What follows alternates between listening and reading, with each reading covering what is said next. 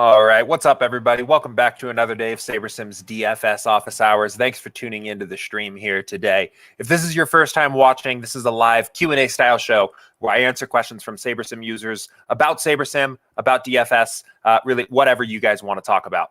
I'm here live for a reason. I want follow-up questions. I want clarifying questions from you guys. If I'm saying something that doesn't make a lot of sense to you, pop it into YouTube chat, pop it into the Office Hours channel on Slack.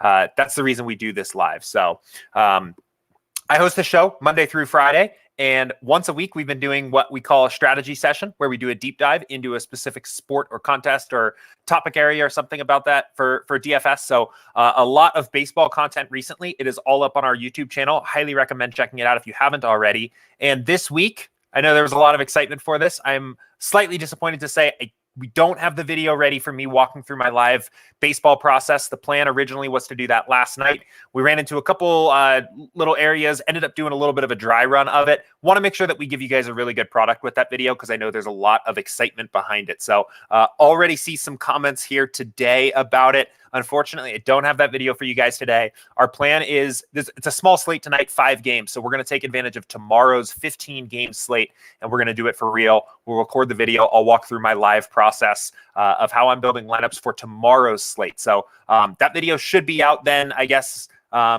maybe over the weekend, maybe on Monday. Hopefully as early as we can get it out for you guys, because I know there's a lot of excitement about it. So I apologize for the little bit of a delay there, but we want to make sure that when that video comes out, we've got a really strong piece of content for you guys. There's just a lot going on with Locke last night with the COVID game getting canceled and ended up kind of playing out as a weird slate a little bit. Before I go much further, I am getting a little bit of an alert from my streaming software here today that my internet connection is not great. So hopefully that resolves itself. If I'm lagging or you're having a hard time hearing me or anything like that at all, shout out and I will maybe pause and try to fix that for you guys, because the most important thing here is that everyone can understand me. So I'm actually going to note that. This has come up before. I'm going to note that in the channel here.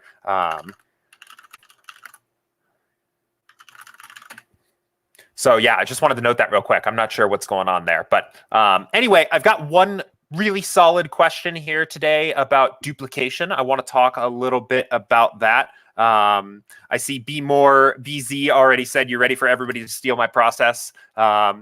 I hope so. I hope I give something that is useful for you guys out of this video when I end up talking about it. That is maybe something you can add to your own process. I think everybody ends up doing something a little unique. I do a lot of things that are going to be very familiar to everybody with research builds and editing exposures and editing projections, but I've kind of got my own little unique twist on it. And I think what's cool about the way I kind of end up doing things is I've talked about it a little bit on stream here before, but by running this research build, you can come up with a variety of different conclusions or a way to attack the slate that I maybe wouldn't have. So I think it does leave a lot of room for each individual's own twist on it. But excited to get that out for you guys. Anyway, I do have the one question here today. It's about duplication. It's a concept that is important to note for DFS, very important on its impacts of being duplicated in terms of your total ROI and expected value on a particular lineup. So excited to talk about that a little bit. I put together a little spreadsheet that actually kind of demonstrates some of this mathematically. We'll jump into that in a second. But that is my only question I've got in the queue here today. So great time right off the bat to pop some questions in the queue for me into Slack or into YouTube chat if you've got them. I know we've got a bit of a split slate today where we've got the 6-game early slate going on now, and we've got the 5-game main slate later tonight. So definitely plenty of baseball here.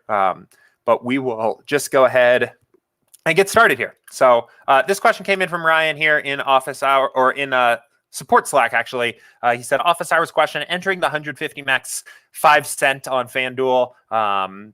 Maybe it's the 50 cent. Actually, I know they have both. So either way, it doesn't matter. To feel out that type of contest, I keep seeing many that run one lineup trains for all 150. Is this a strategy? I have to assume it's intentional, but maybe not. And then I actually responded to this just briefly. And I basically said that you never really want to be duplicated in your lineups, and we'll talk about why in a second. So I think when you see lineup trains, typically what you're probably seeing is a player that either put a dummy lineup in and failed to update it, which definitely happens. I've been there, actually. Or somebody that just hasn't really kind of thought this through. And maybe there's, I think, some single entry players out there that do this, that only want to build one lineup and max out multi-entry contests with their single entry lineup. You never want to do that. So even if you're going to be a single entry player, you're just going to play one lineup every night, you should be entering it into all the single entry contests first. And if you need to get more action, you only want to enter it one time into the multi-entry contest. And we will go ahead and show you why here. So I put together a little spreadsheet here, and let me make this a little bit bigger since I'm not using very much of the page here. Oh, that's not what let's see.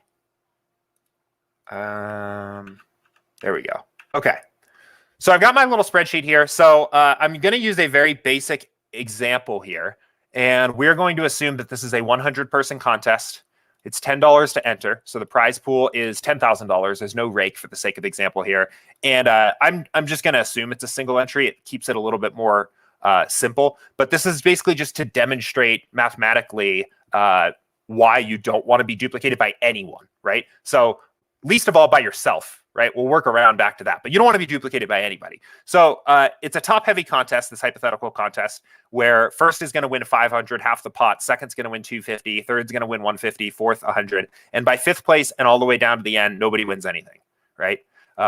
So I went ahead here and basically said, what is your return on investment if you win these different prizes, right? So if you pay $10 and you win first, you win 500, you're going to win 49x, right? So you're going to win 400, you're going to profit $490 on your $10 investment. You're 49xing your investment. I realize maybe that's not the exact definition of ROI, but that's kind of just the way I put this together here. And so on, right? You 24x at second place, you 14x at third, and you 9x at fourth, and then you negative 1x your return at fifth, right? If we look at what happens, and this is, again, just only saying we get duplicated once. So there's one other player that duplicates our lineup. If multiple people duplicate you, this effect just gets compounded. But what happens when we are duplicated once? So let's say we win first, but we're tied because somebody else has that lineup. What the sites do is they take the winnings of first and second and divide them by the number of people that tied, in this case 2. And that gets paid out equally to both people. So in this case, we take 500 plus 250 divided by 2. That's something 750 divided by 2, 375. Yeah. And then we 36.5x our investment, right? So already you're kind of seeing the trend here. Our total return on a lineup that was still won first goes down because we got duplicated, right?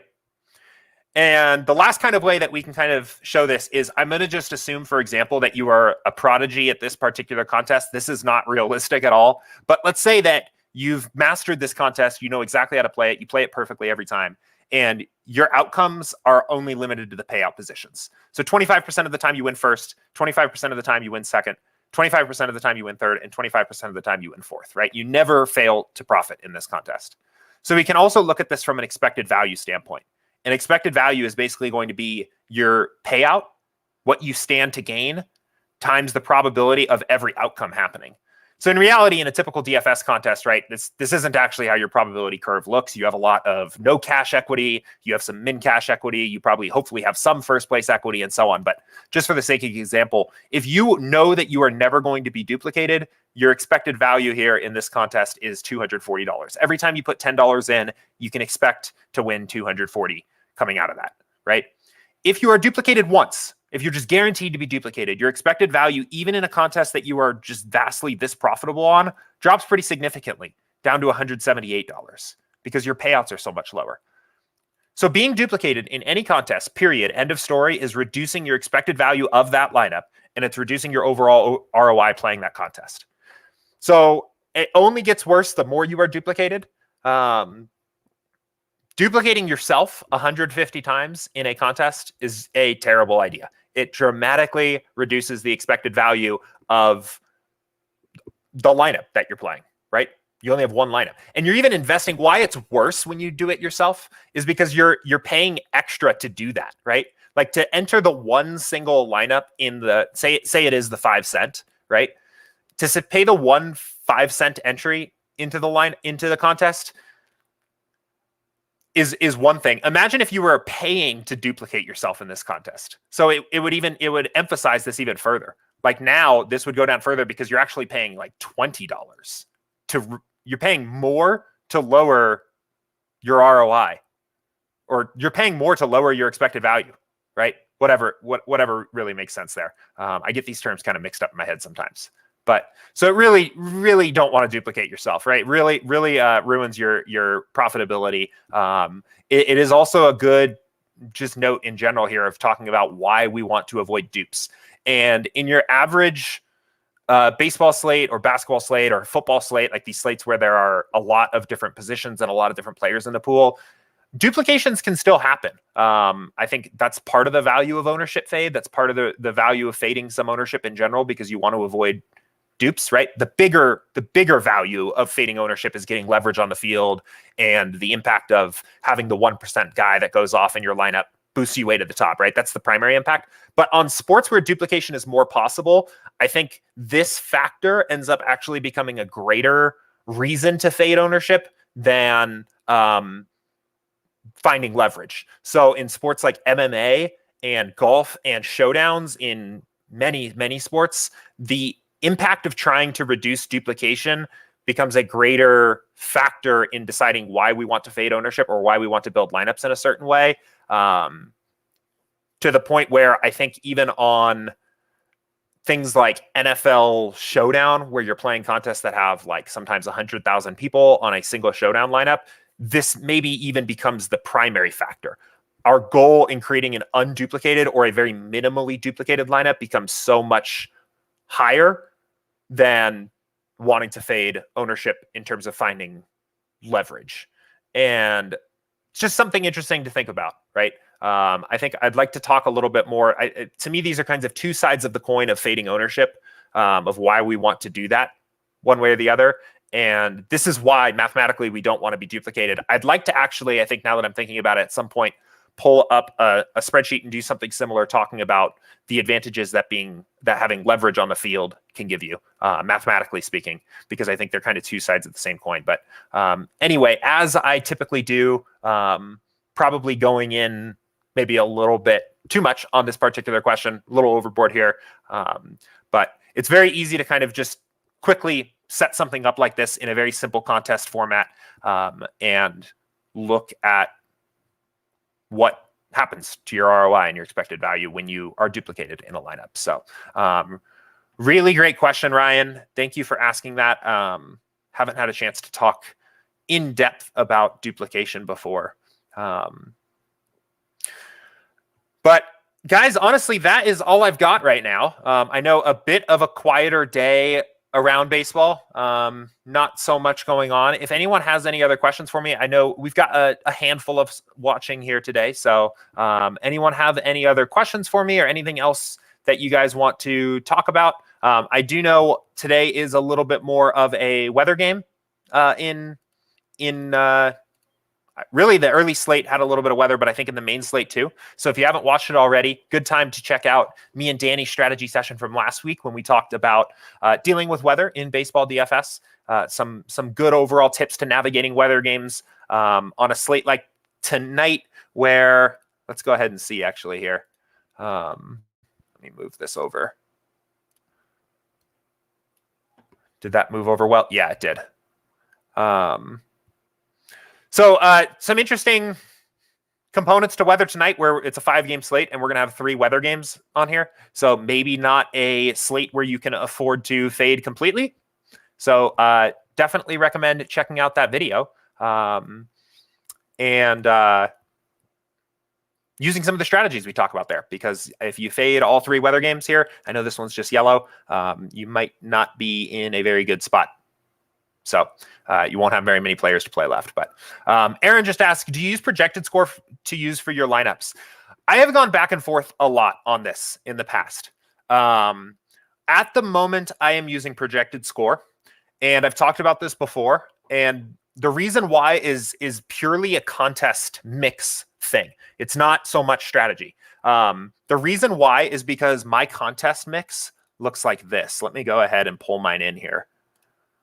So for the main slate tonight, so my contest mix typically looks something like this, where a lot of times I'm playing like a 150 max up top. I'm playing the 50 cent mini max tonight. And I have all these other different kinds of contest types that have different payout structures and are different types of contests, right? I've got a couple satellites in here. I've got big GPP, smaller GPPs, these like really small contest type GPPs, winner take alls, very top heavy, that kind of thing. And these contests are all going to theoretically, if you were to build these all differently, would have different slider settings. What is easiest for me in terms of a time investment versus how much value I'm adding is to build this all as 150 lineups, do a single lineup build at 150. I typically use settings that match what the 150 max looks like. And then I build everything in one 150 build. I do all of my work in that build. And then I fill using the ranked fill method. And the reason I end up sorting that build by projected score is because it's a constant. It's static. I know that of all the lineups that I'm playing, the projected score won't change between builds. Saber score can potentially change between builds, right? If we run one build where ownership fade is at 7 and one build where ownership fade is at 2, the Saber score of any one given lineup is going to change because the lineup that has less overall ownership is going to have a higher Saber score in the build where you tell it to weight ownership higher, right? I would say for the average user, if you are playing a single contest or using the unique fill method probably at all, I probably think it makes more sense to sort by Saber score. Again, I'm kind of trialing this out. This is something I ended up talking about this on stream a couple weeks ago and then talked myself into it because I think it can kind of make sense for my particular contest strategy. But I have been using projected score lately. And again, that's mostly just because it is constant. If my number one lineup is going to be the first lineup into every single contest, and it's going to be my only lineup into these, I want it, instead of it being sorted by Saber score, to be determined by projected score. I also typically use very high smart diversities. So it looks like smart diversity is probably going to be pretty high tonight anyway. The only slider I typically am likely to touch here is smart diversity. I typically turn it up. I use it a little bit higher. So almost as kind of a counterbalance to that, also I typically sort by projected score and end up going in and, I don't know, since I'm adding a little bit more variance and upside at the expense of average performance by turning smart diversity up, I feel like I counterbalance some of that by sorting at projected score. It doesn't end up having a very big difference in my lineups either. It doesn't typically change the exposures. In certain sports like golf and things, it barely changes things at all. It has a very light impact, but it's kind of more of a mental thing. But I think you can experiment with it. Aaron said I've been using it. ROI has been so. Again, I don't think it's going to have a dramatic change in your lineups. Here, let's even try it. So let's just go ahead and run here. I'm going to do this real quick first. Let me update these real quick.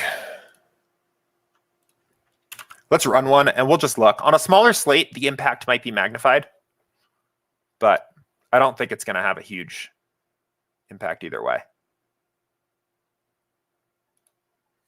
Saw another question came in from Slack. We'll get to that in a second. Got a few other people trickling in here to the stream now. Welcome. If you just joined, we're talking a little bit about projected score versus Saber score. I mentioned that I've been using projected a little bit more lately because I'm playing a single 150 lineup build and using it in my full suite of contests. So I want my top score to be sorted by something static rather than dynamic. Saber score has the potential to change between builds based on your settings.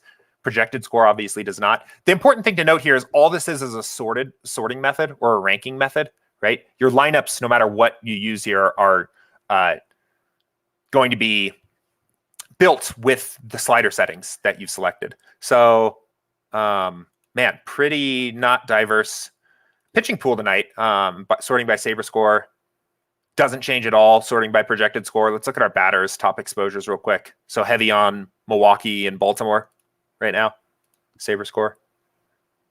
So projected score tilts it slightly. It looks like we suddenly get quite a bit more of Milwaukee, and Baltimore comes down a little bit, which probably means that Baltimore is a little bit more of a leverage or an upside play, a play that doesn't grade out as well point per dollar. Doing this, the important thing to remember here is that sorting by projected score is going to get you a little bit chalkier. It maybe will lower the upside of your lineups slightly. And again, I mentioned I kind of balance that out by typically using higher than average smart diversity. And as you'll see in the video, as soon as I walk through my process here in that video that comes out here, probably over the weekend or next week, I do a few other kind of strategies with my exposures. I guess I'll even just say I'm pretty aggressive with my stands. I generally take on a slate. I am often plays that I think are going to be overowned. I'm more likely personally to just completely fade than I am to be under the field. And because of that, because I'm kind of taking my own aggressive stance here, I don't mind doing this sorting method. So I would say there's probably not a right or a wrong way here. But if you're going to use an approach that is a little bit more plug and play, not going to make as much adjustments or changes yourself, probably best to stay on SaberScore because it's going to allow you to get teams like Baltimore in here that maybe don't grade out as well point per dollar, but we clearly think have a lot of upside and maybe give you some leverage on the field. But good question. Okay, cool. So other question that came in here from B Crimson in Slack. For shorter MLB slates, 4 to 6 gamers like today, do you still at least like to use 4-man stacks in TK builds? It depends. Let's see.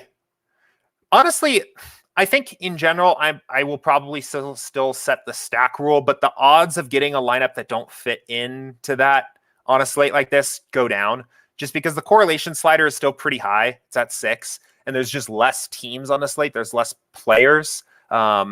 So I don't really think you need to as much. I think when you start to get to those 2, 3, 4 game slates, that's probably when I'm likely to take my stacking rule off around there. Just because I don't want to limit myself from lineup constructions that can win, right? When you're using a 4 or a 5-man stack, you're generally making a statement that team's ceiling outcome is your win condition for that lineup, where one team is far and away the best team on the slate. And if you don't get that outcome, you block yourself from lineup constructions that would have given you alternative paths to winning, right? Like a 3-3-2 stack on a 3 or a 4 game slate probably has plenty of win equity based on what the ranges of outcomes for different teams and players look like. But you are likely to still get pretty big stacks on smaller slates just because there's less players to choose from. I think some of that is like a contest selection decision too, right? We've talked about a lot here that stacking makes more sense on bigger slates and also smaller contests. Like in general, larger stacks and more commonly stacking makes sense on bigger slates, smaller contests that people are unlikely to find the mathematical optimal themselves. So on a smaller slate, yes, on one hand, we want to give ourselves we want to be willing, I guess, necessarily to play a little bit smaller stacks. But those contests are often smaller too. Like even on the main slate, on a 5-game slate like tonight, a lot of times the contests will be a little bit smaller. And for like things like a typical turbo slate or a night slate, I play most of those too. So like 3 or 4 game slate that's a night slate. The contests are so small that sometimes all you have to do is kind of just pick the right team, pick the one team that scores the most runs, and stacking is still viable because you're only competing against 1,000 other people in the contest or something like that, right? We don't even need to get close to finding the mathematical optimal. We just need to beat 999 other people. And if we have the right team and there are 4 or 5 stack, you probably just good to go. So like personally, literally what I'm doing, I think 5 games is right on that line. Anything under, I'll probably take my stacking rule off. But as you can see here, it typically doesn't really make a big difference once the slates start getting a little smaller. So, but awesome question. What else we got, guys? What else do we want to talk about here today? Anyone playing the international golf slate? I feel like every Thursday I come on here and just inevitably ask about golf. I think partly because it's a multi-day event, I like care about it when the slate's going a little bit more. I like stay a little bit more tuned in. Feels like unless I'm doing really well halfway through a baseball slate, I'm always already starting to think about the next slate. But for golf, since it's multi-day, I'm always very invested, especially on Thursdays and Fridays. Any other questions for me here today, guys? If you missed it at the beginning, I know we had a few people trickle in after. I know there was a lot of excitement about the pending video of me walking through my live process for a real baseball slate ahead of time. That is still coming. We kind of did a little bit of a dry run last night, ran into a couple issues. The lock period of time with the COVID game happening ended up kind of being a little bit hectic. We just want to make sure that that video that we put out is really quality product, very helpful for you guys, and definitely not creating any confusion or anything like that. And there were kind of some surprises hitting us as we were going live through it last night. So we decided to kind of use it as a dry run. We're planning on tomorrow night re-recording that video for tomorrow night's slate. It's a big 15 gamer. It should be a lot of fun. Again, it will be my live process walking through in real time with Andy asking me questions as I go along about why I'm doing certain things. Should be pretty cool. We talk about all kinds of different baseball strategy here on office hours and in the strategy sessions, but should be a little bit of a way to kind of tie things together and at least see how I like to do things. Not necessarily the only way to do things, not necessarily the right way to do things, but just how I kind of apply a lot of the things I talk about here every day in my process. So should be a lot of fun. Let's see. Do I see any other questions trickling in? I don't see anything else going on, so I won't take up everybody's afternoon here. I think we'll go ahead and pause it there. As always, I'm around this entire afternoon, but definitely through the end of the hour. So if you have a question that comes up, feel free to throw it into Slack since we stopped the stream early. I'll get a quick answer to you at least, and we can talk about more things here tomorrow. Look forward to that video about me walking through my process for tomorrow's slate, either over the weekend or probably more likely early next week. But very excited to get that out. Enjoy the little 5-gamer tonight. Good luck if you're playing the early. And I will talk to you guys later. See ya.